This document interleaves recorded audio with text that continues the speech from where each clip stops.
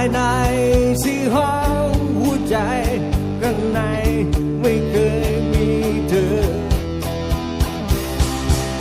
ถ้าข้ามาพบมาเจอ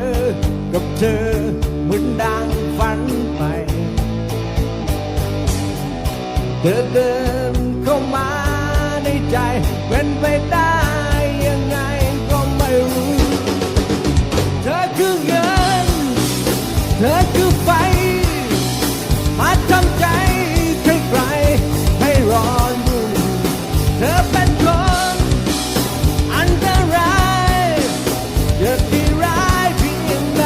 ก็มีคนต้องการยกเป็นท่าเดินออกไปหาเธอตั้งแต่เช้า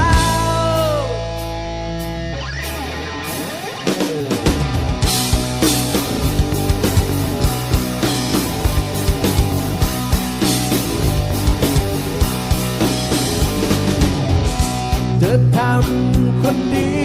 ให้เลวคนเลวให้ดียังได้เธอเปลี่ยนชีวิตฉันใหม่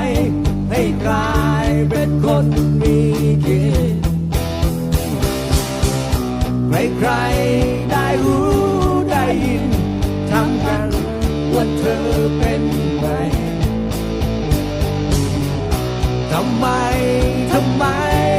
ไมห่วงเธอกันจังก็ไม่รู้เธอคือเงินเธอคือไฟมาทำใจให้ใครให้ร้อนรุ่มเธอเป็นคนอันตรายจะดีร้ายยังไงก็มีคนต้องการก็เป็นท่าเดินออกไปหาเธอตั้งแต่เช้า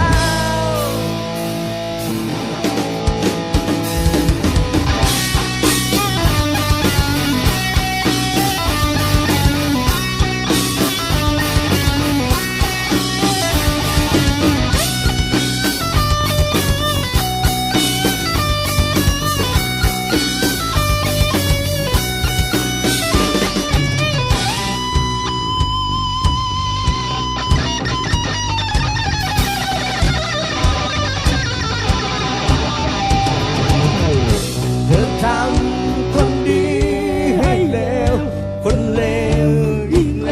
วไม่ไงเธอเปลี่ยนอะไรมากมายเปลี่ยนใจของคนเคยไม่อยากจะรู้จังเลยว่าอกเอ๋ยทำไมต้องรักเธอใครๆต่างฝันละเมอแต่เธอเป็นอย่างนั้นเธอคือเงินเธอคือไฟมาทำใจคือใครให้ร้อนรุ่มเธอเป็นคนอันตรายจะที่ร้ายยังไงก็มีคนต้องการก็เป็นท่าเดินออกไปหาเธอตั้งแต่เช้าเธอคือเงินเธอคือไฟเธอเป็นใครทำไม